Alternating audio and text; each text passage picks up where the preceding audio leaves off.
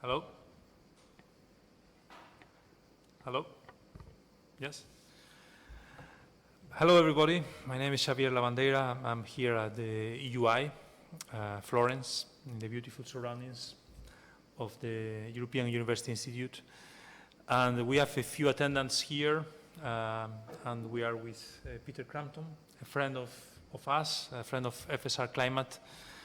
He has been collaborating with us in the last few years and doing many things with us. For us, it's a pleasure that he presents his book on global carbon pricing for the first time here today. As in other occasions, the book presentation will last for about 1 hour, perhaps. We'll have first some remarks from Peter, and then we are open to questions. And questions here in Florence, but also questions from the global audience. And you have the information on how to proceed if you want to ask questions to Peter. You have an email, fsrclimatestreaming@eui.eu, and we'll be able to receive these questions live and then pass them to Peter. Well, let me introduce briefly Peter. I think that any economist watching us knows that he's one of the major figures in our profession as academic economists in the world. He's been working for many years, and he's one of the leading researchers in the field of auction theory and practice. He has played a big role in the academic world, but also in the practical world. He's been working with governments, with companies for many years on these areas.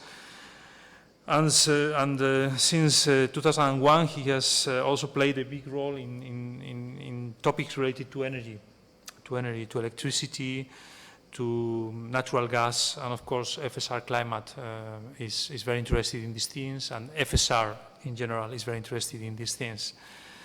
He is PhD from Stanford University, and he's also professor here at the UI part-time, and professor at the University of Maryland, and he collaborates a lot with the University of Cologne. I don't know how you can do so many things, Peter, and thanks for having time to present this book here just a few days before you go back to the US for a few months. And the floor is yours. Thanks. Thank you very much, Javier. It is a great pleasure to be here and discuss this book with you that just came out a week ago and is now freely available in PDF on our website, carbonprice.com, and also for those that want hardback or Kindle versions from MIT Press and Amazon.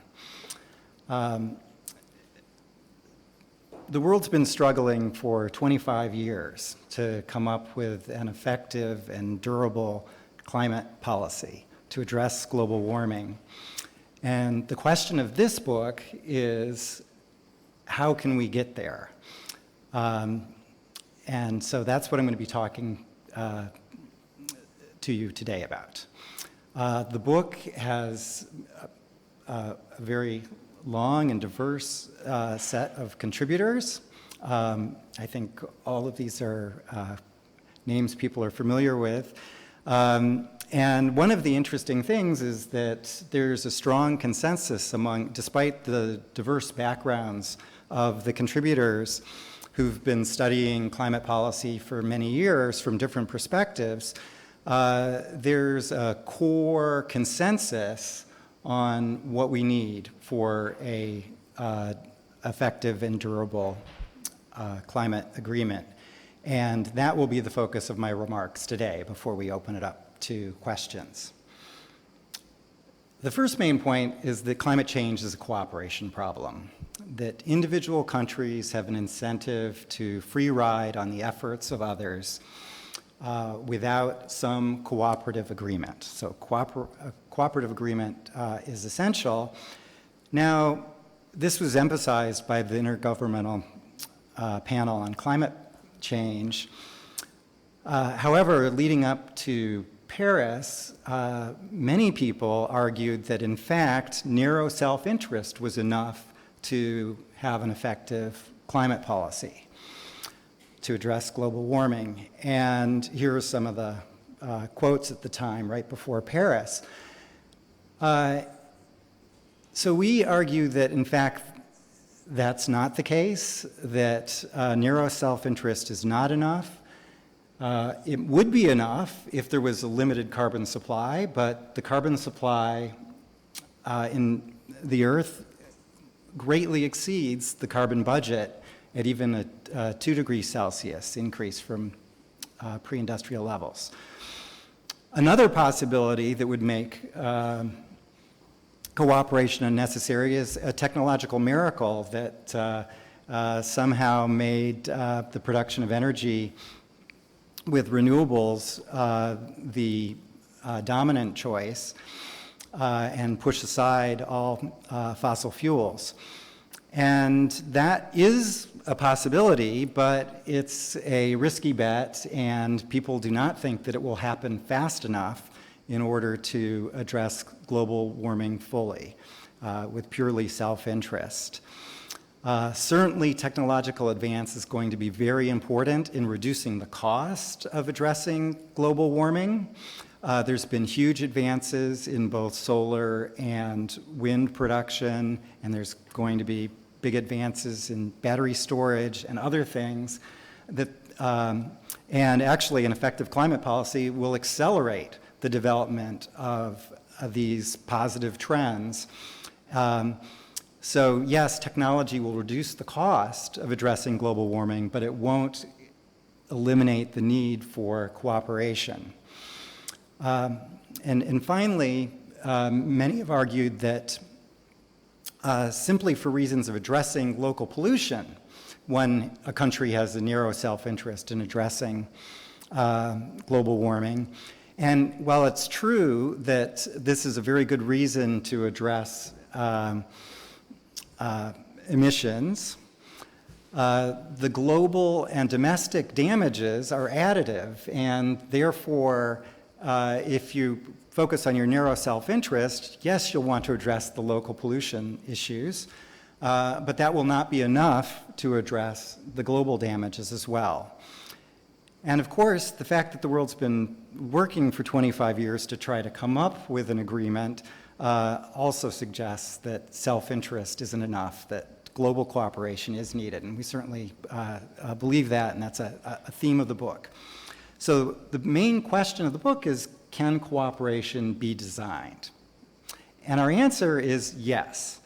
The key word here is reciprocity. Reciprocity is found in cooperation research to be the essential ingredient that makes cooperation successful. Nations exist mainly to achieve cooperation and public good problems by enforcing reciprocity. But what we find is that reciprocity can with proper design, reciprocity can be designed even in the absence of central authority. So we don't necessarily need a world government to have this work. We just need to have the governments, the national governments, come to an agreement and cooperate.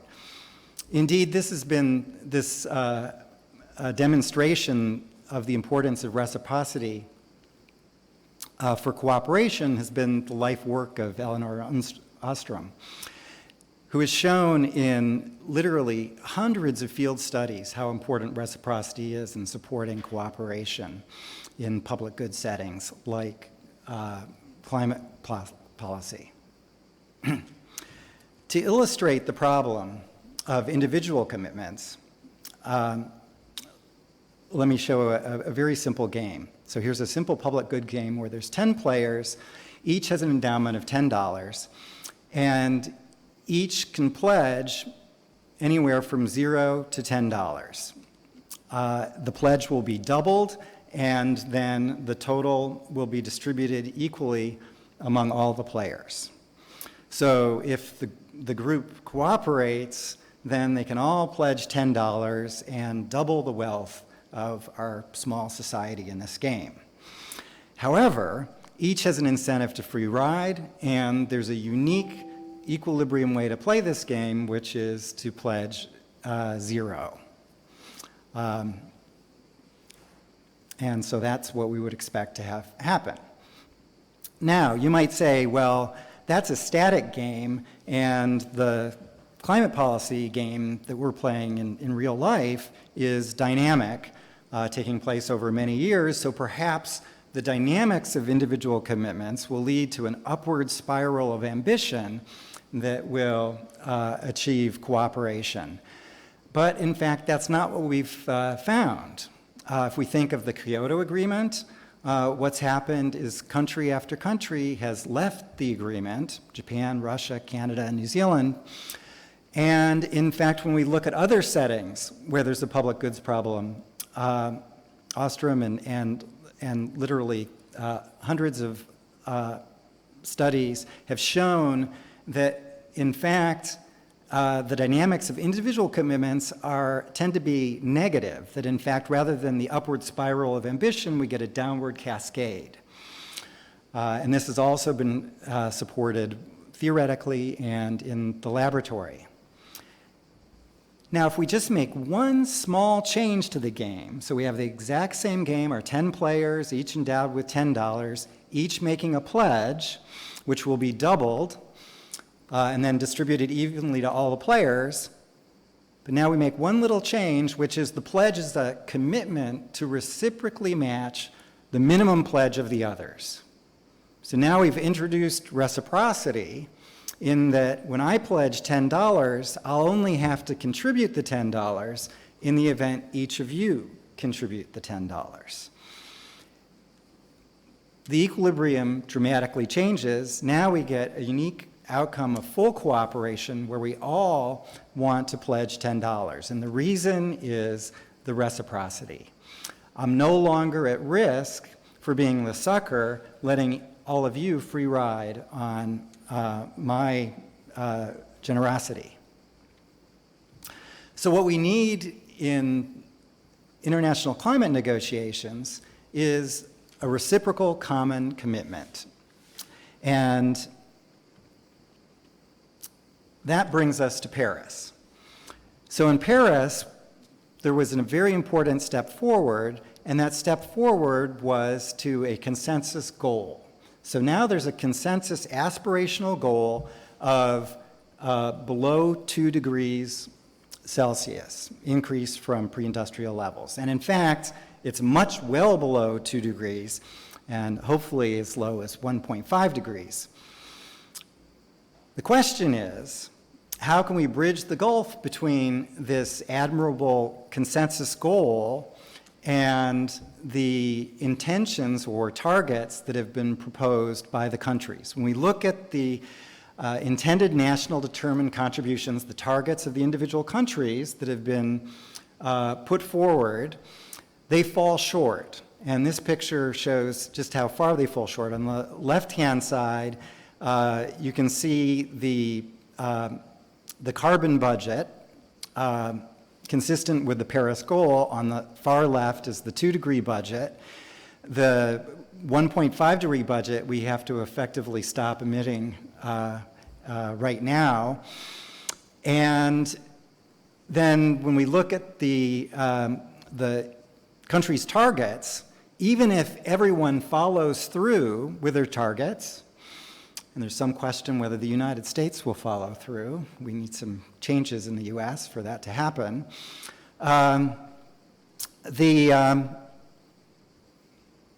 We would reach our carbon budget by 2030, which is almost no time, just 13 years away. Meaning that the next 70 years after that, there could be no emissions whatsoever to satisfy the 2-degree goal. So the individual pledges are not enough. We need a stronger instrument, and that stronger instrument is a global carbon price. Economists have long argued that pricing carbon is a direct, efficient, and transparent instrument. And that certainly is true. So it directly affects all decisions, the literally hundreds of decisions we make daily, and then the very big decisions when a company decides whether to build a nuclear plant or a wind farm or a coal plant are all directly affected by the price on carbon. And it is efficient in that for any desired target, the carbon price instrument attains that target at least cost. What's new that we emphasize in the book is that pricing carbon also promotes international cooperation in the climate agreement. And the reasons for this are, first, price is a focal common commitment, unlike the quantity agreement in Kyoto. And one reason for this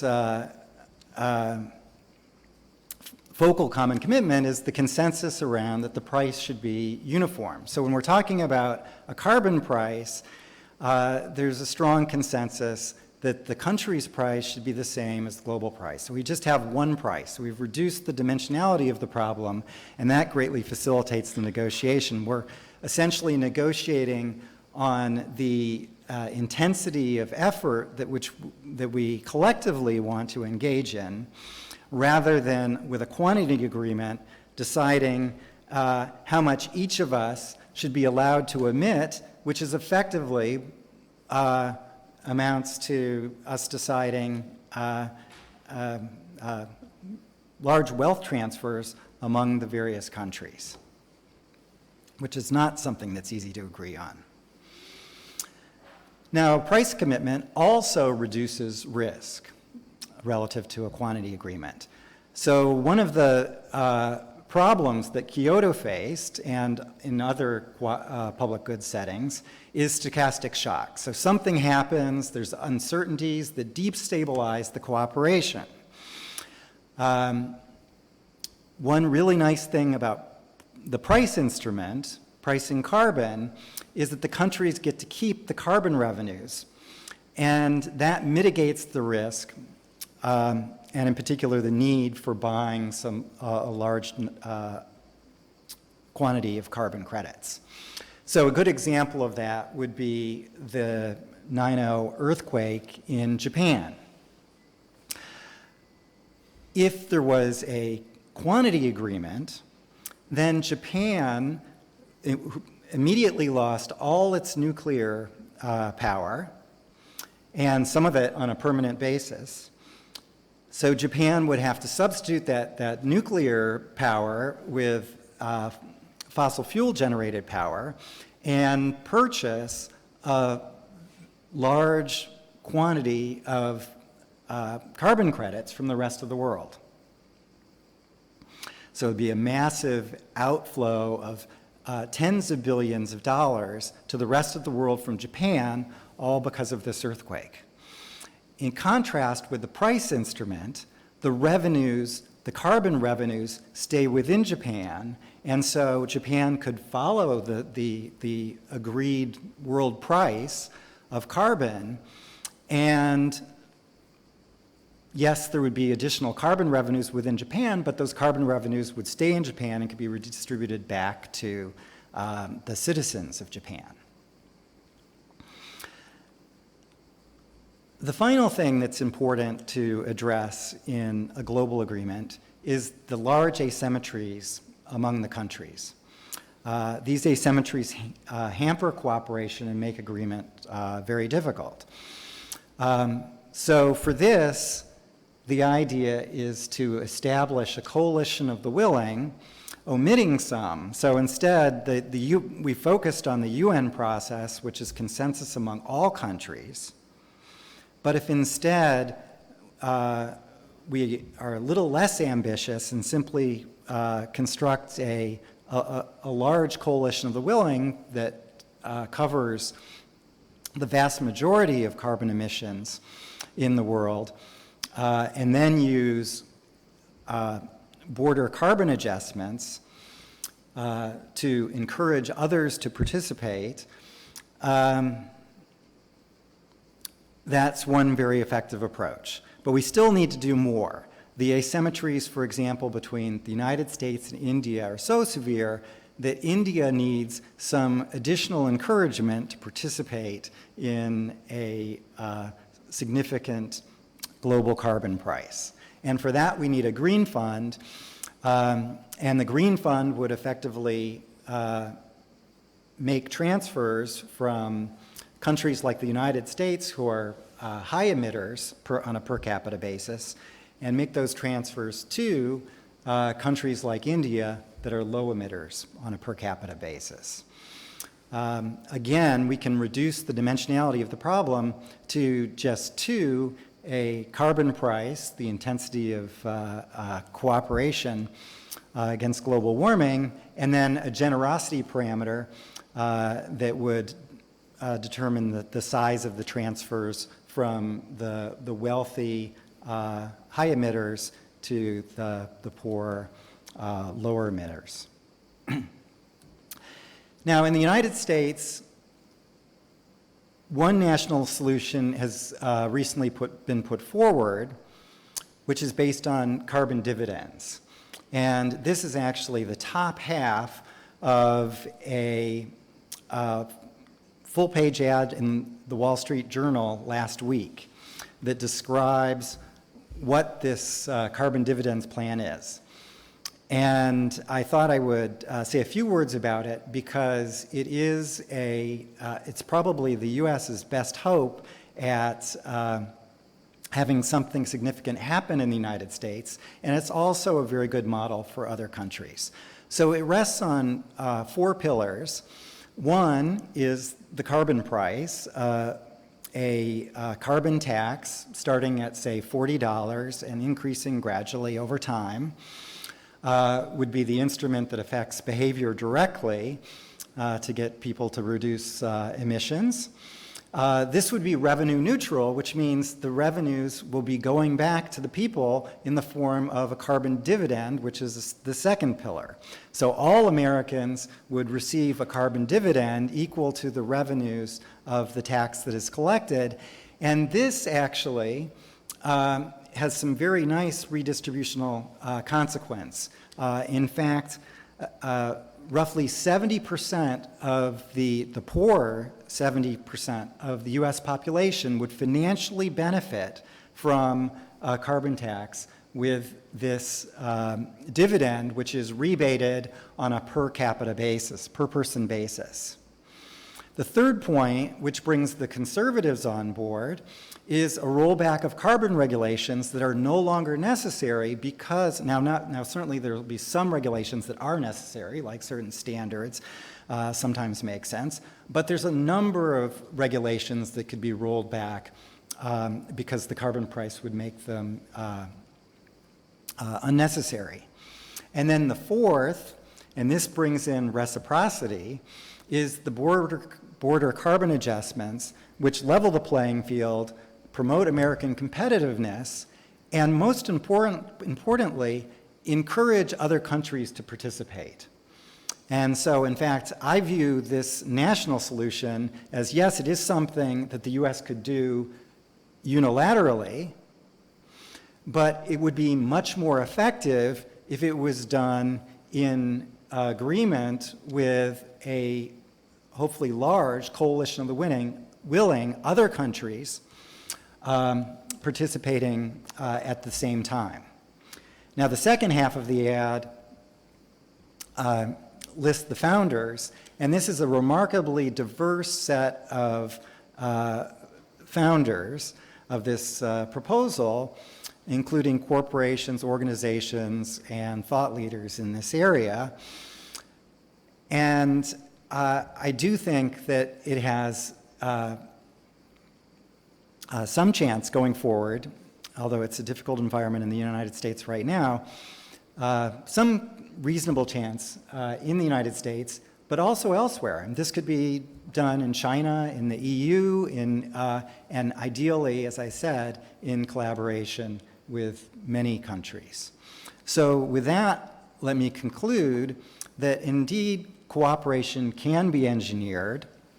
The key to a strong climate treaty rests on reciprocity, I will if you will, common commitment, and then a simplified agreement that centers on the carbon price as the cornerstone of the common agreement, but also addresses asymmetries to bring countries such as India and Brazil on board to participate as well.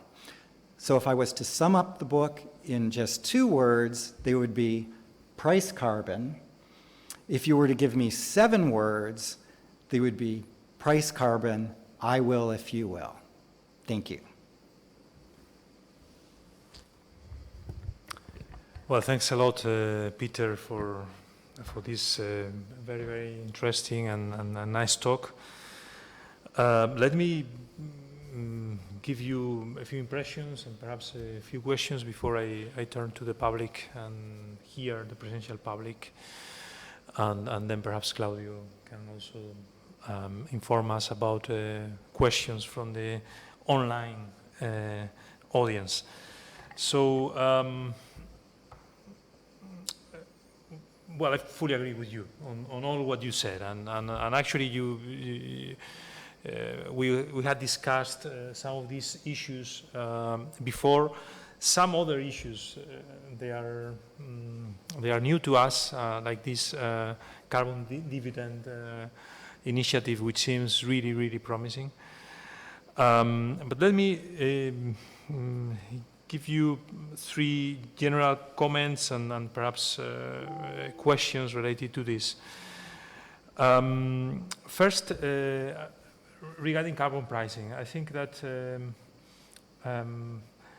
as I see now, carbon pricing, apart from what you said and apart from the original ideas from economics on the cost effectiveness, on the internalization, I think that carbon pricing is now very important for a framework, for making the transition possible, right? I mean, not so much for raising money or for doing, the abatement in a cost-effective way, but as a way to send a signal that allows companies to invest, finance into the, I think this is really, really important, and perhaps it was something that was a bit not well understood by us a few years ago.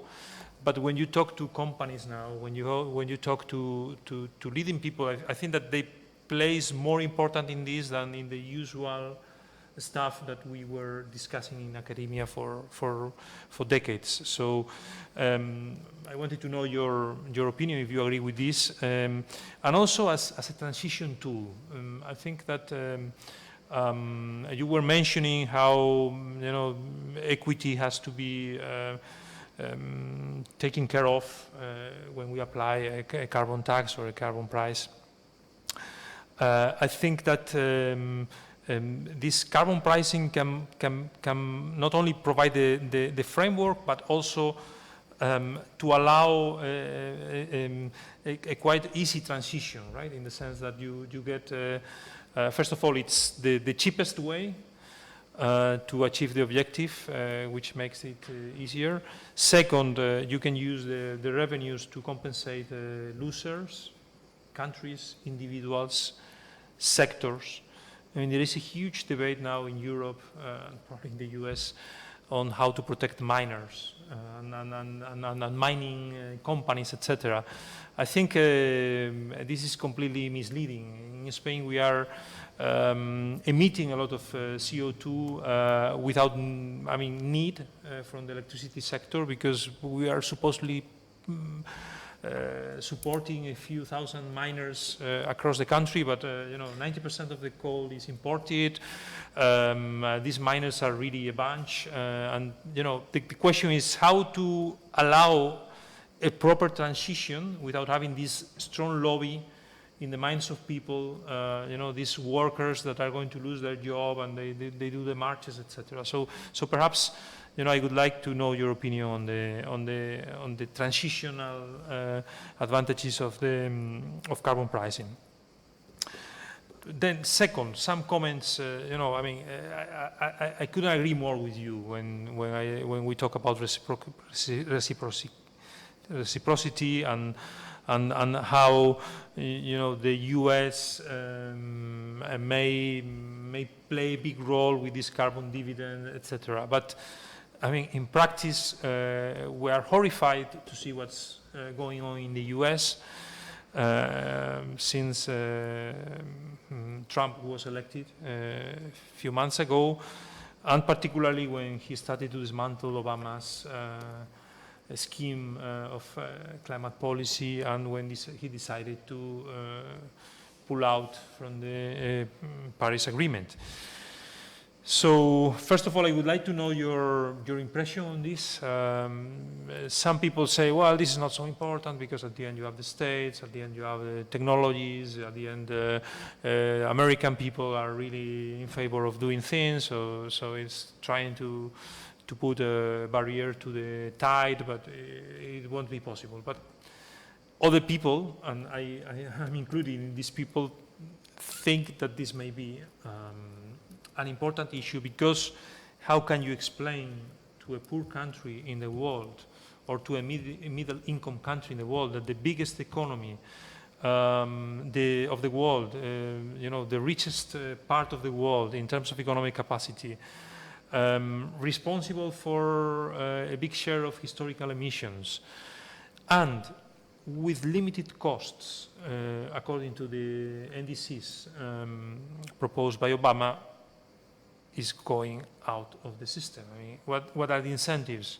So I would like to know your view on, first of all, the importance of Trump's decisions, and second, if this can be fixed at an international level, because the incentives, it's completely the opposite to reciprocity. And finally, we were discussing in previous occasions your views on this, but I think it's time again, after you produced this book, this interesting book.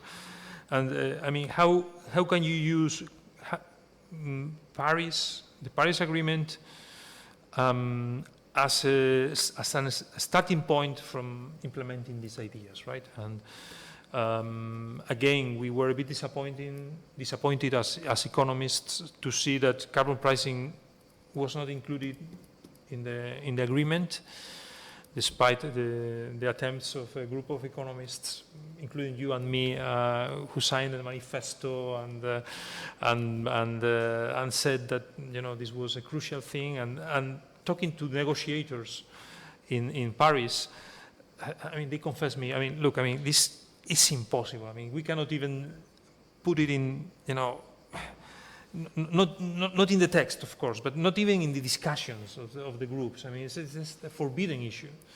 So do you think that, is there any way we can proceed from the current Paris Agreement to get your ideas, perhaps a climate club within the big,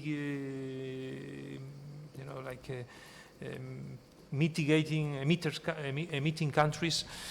I don't know. And perhaps I give you now some time to comment on this, and then I will go for the questions from the public or the audience.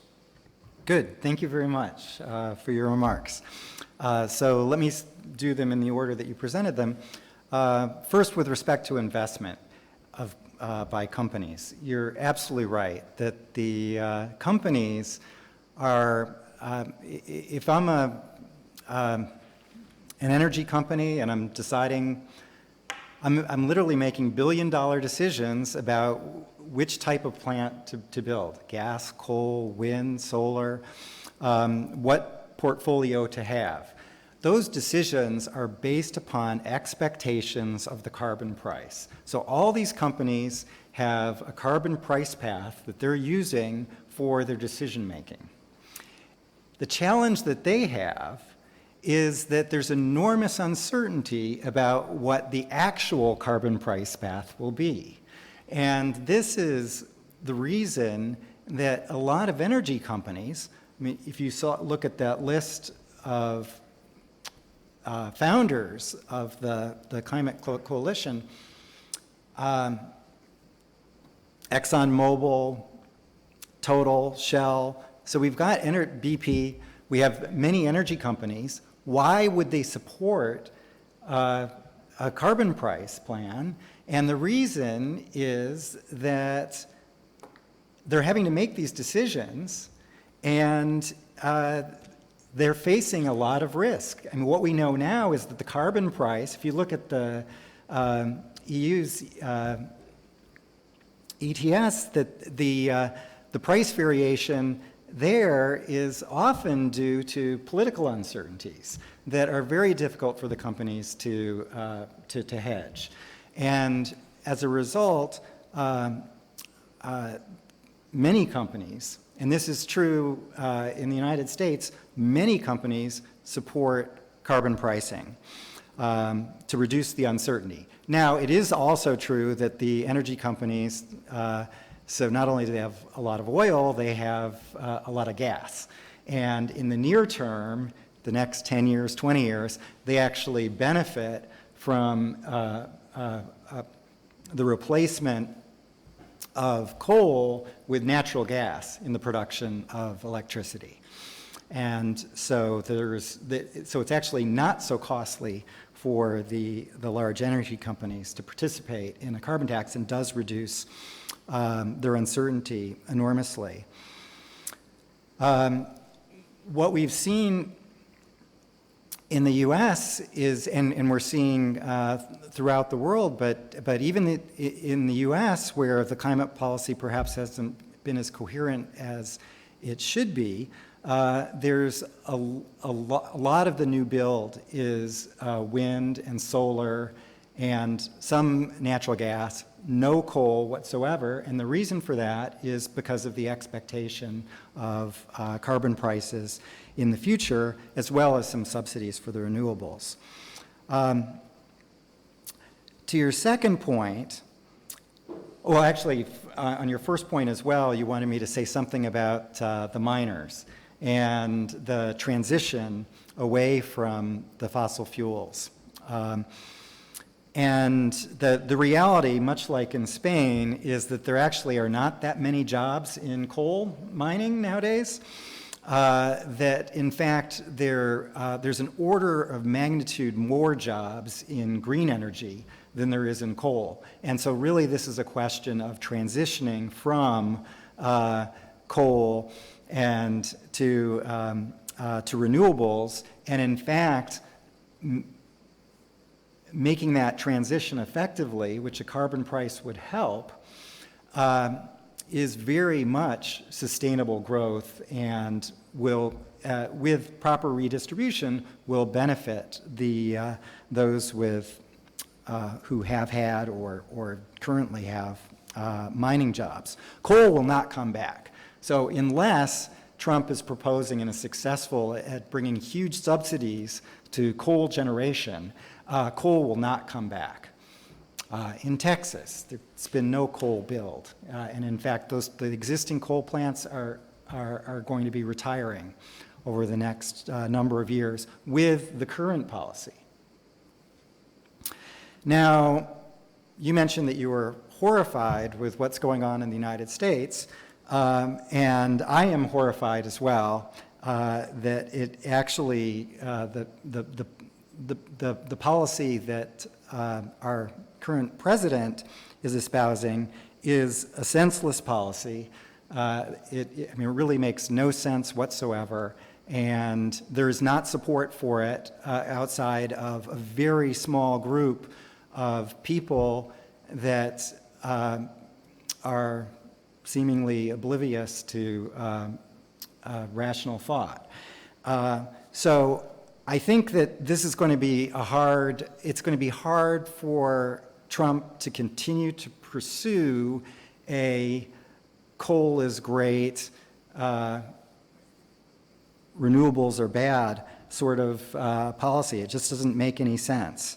And Trump does not have the last word on this, that there will be, what we're seeing in the United States is an outcry from the cities, from the states, including very big states like California and New York that are quite significant, who are going to abide by the Paris Agreement with or without a federal program. My view is that, and this brings me to your third point with respect to the Paris Agreement, and whether that could serve as a starting point for an effective policy like carbon pricing or carbon dividends. And I think the answer is yes, it can. And we just have to recognize that it is a starting point, that there's a lot of work to do, and now in order to achieve the consensus goal of well below 2 degrees. Now we've got to do the heavy lifting, which can be done with a coalition of the willing, and we're seeing more and more of this. So G20 is a very promising place to start. Germany now has the presidency for the G20, and Merkel is using her position wisely to promote carbon pricing. This is a very good idea. France also has embraced carbon pricing. So we're seeing many countries embrace carbon pricing and talk about it. And the reality is we don't need Saudi Arabia to embrace it. And that was sort of the problem with the UN, is a single country could derail the inclusion of a proper discussion of carbon pricing, or inclusion of carbon pricing as a critical instrument. So I do think that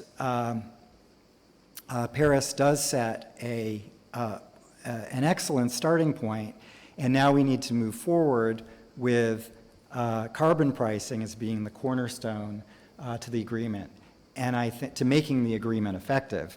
And I think that more and more people are starting to understand that. So I'm actually optimistic.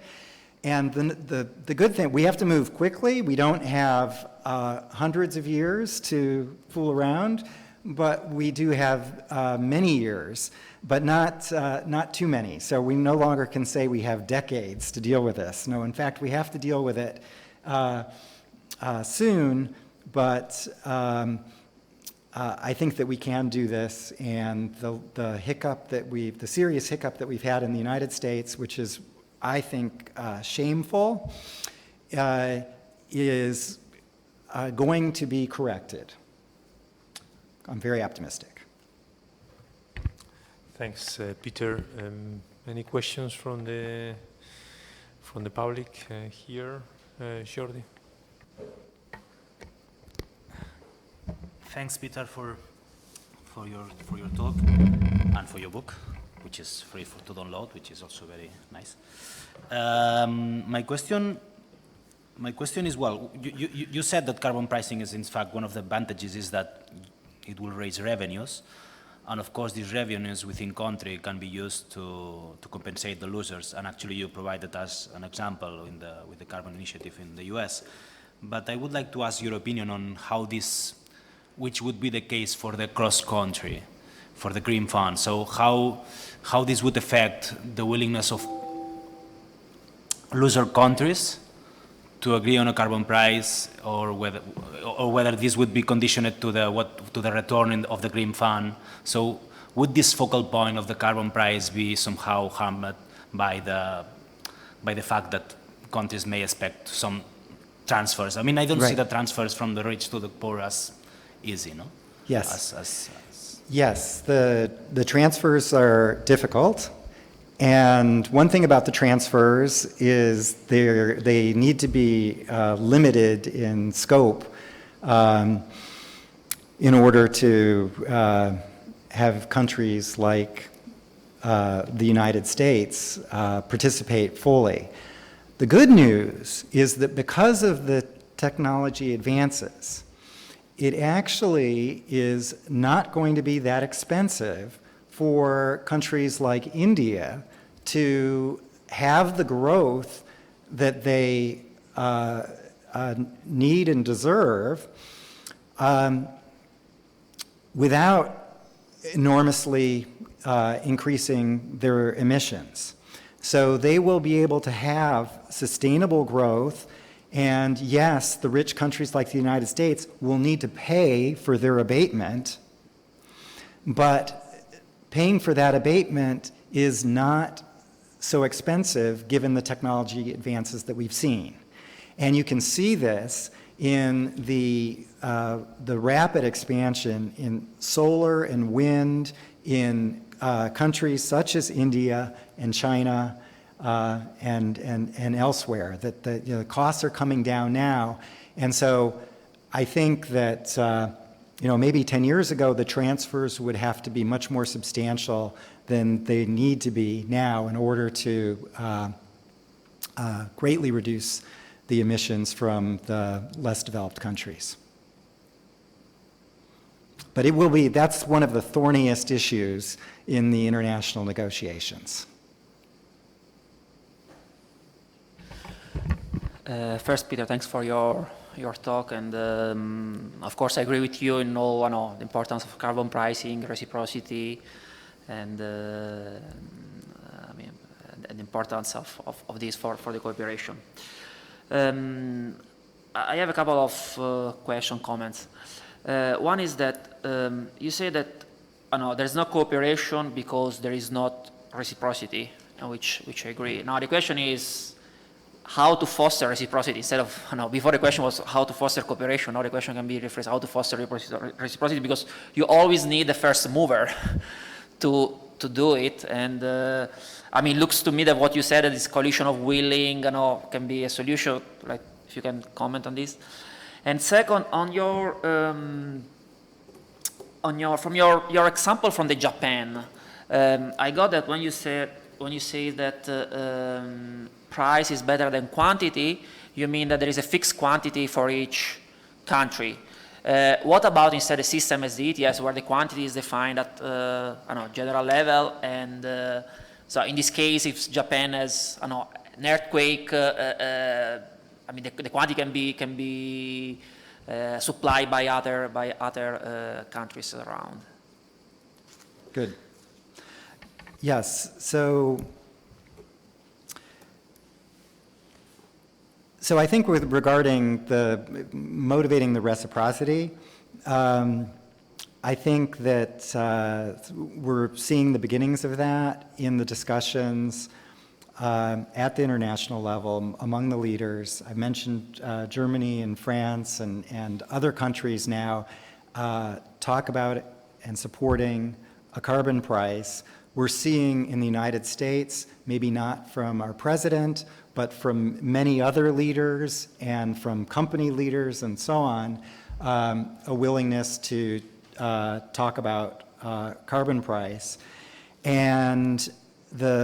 But the reciprocity will be, I think, very important. I think that once we have instruments such as the border carbon adjustments to encourage reciprocity, because effectively what they do is if I take the first step, you're absolutely right that somebody's got to take the first step, although we can hold hands and take the step together. But in taking this step, including border carbon adjustments is really nice because it says, you and I are taking this step, but Javier is not, then his imports are going to be taxed by me based upon the carbon input. And so effectively what that's doing is I'm getting the carbon revenues that your country would otherwise enjoy. And so that's a very strong inducement. So I think that once we have a reasonable goal coalition of the willing to come together and agree on a significant carbon price that will increase over time, that then including border carbon adjustments for those that aren't participating is a very strong incentive to bring others on board. So I think that that's the best way to establish the reciprocity. More questions from the public? Does the audience have sent anything? Yeah, but I think one was on Trump, which how will the climate policy change with Trump? I think you already answered, but if you can comment more. And the second, is the Paris Agreement enough to facilitate reciprocity in climate policy? And a question on the UTS, what is your view on this instrument? Is this the right instrument for foster reciprocity? Yeah, okay, good. So I won't say anything more about Trump, too depressing. So with respect to the Paris Agreement, then it's not enough. We definitely need more.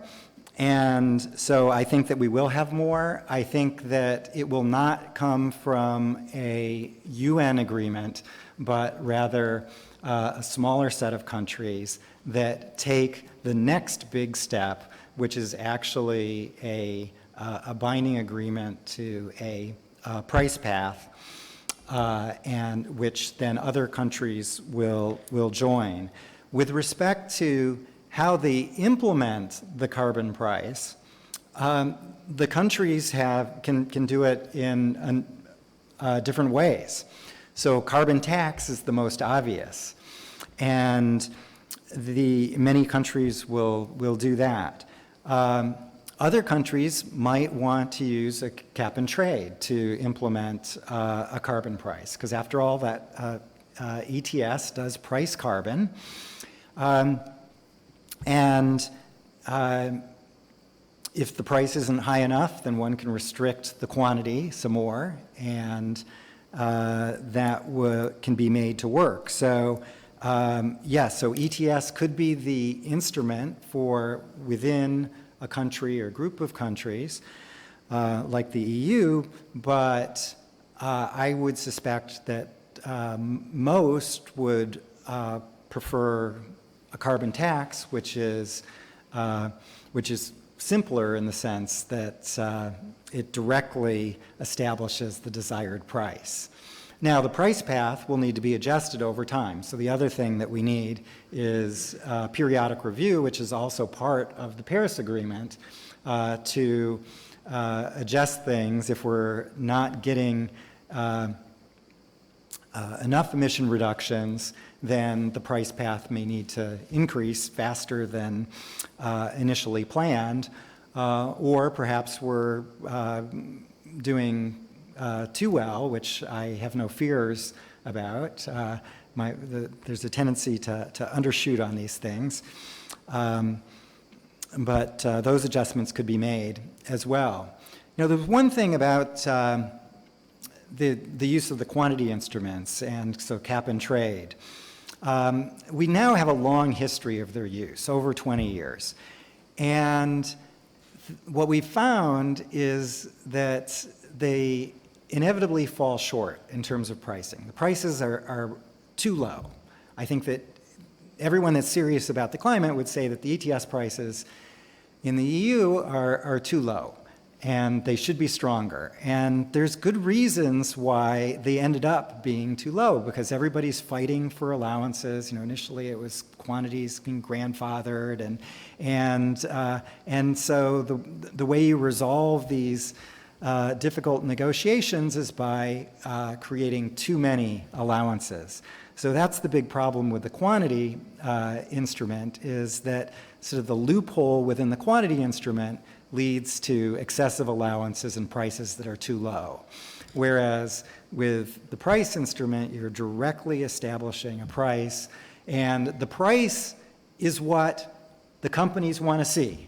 If I'm deciding whether to build gas, nuclear, or coal, I want to know what the future carbon prices are.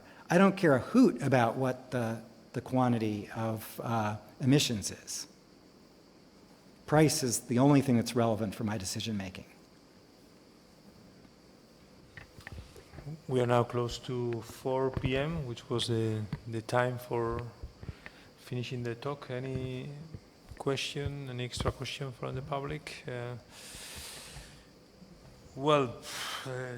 Let me say that it was a pleasure to have you here. I think that many of the contributors of the book have been participating in our activities. I was surprised to see Marty Weitzman, not surprised, but I was happy to see Marty Weitzman and many others. I mean, I don't remember now the names, but at least 3 or 4, including yourself, came here quite often during these last 3 years. So it's also good for us to see all these people now there in the book. I think it's a great initiative for an academic economist, and not only because we know that we are more valued by writing papers rather than books like this, but of course the influence of these books are much higher than those of the papers, and also because you wrote this book not to make money, obviously, right? I mean, it's free access for everyone who wants to read it, and I think this is really, really commendable. I want to say thanks for this kind of voluntary approach by high leading academics across the world. And with this, thanks again, Peter. And you know that this is your house. I hope that you will continue collaborating with us in the future. I know that you will keep your part-time professorship in the EUI, and we'll definitely be in touch with you. Thanks. Thank you very much.